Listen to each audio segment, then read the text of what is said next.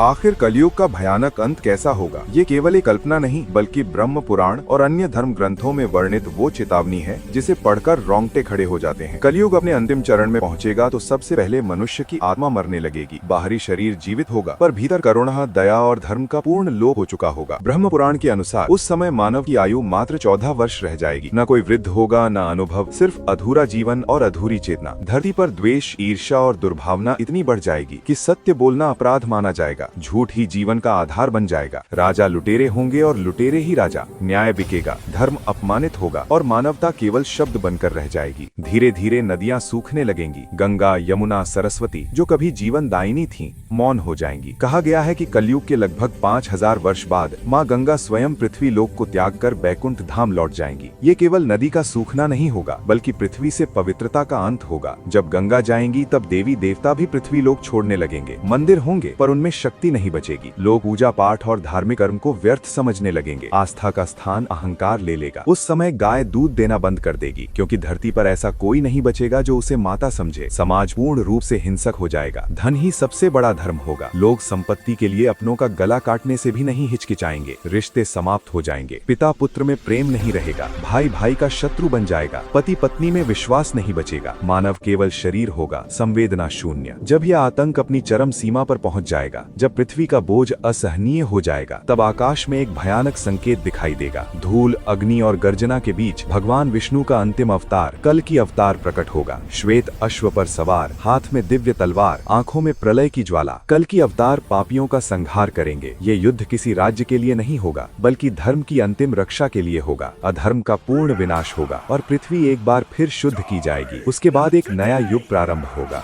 सत्य युग, जहाँ फिर से धर्म जीवित होगा, जहाँ मनुष्य मनुष्य रहेगा और जहाँ ईश्वर केवल मंदिरों में नहीं हृदयों में वास करेंगे। अगर आपको धर्म, पुराण और कलयुग के रहस्यों से जुड़ी ऐसी ही सच्ची कथाएं जाननी है तो अभी चैनल को सब्सक्राइब करें क्योंकि सत्य जानना ही सबसे बड़ा धर्म है।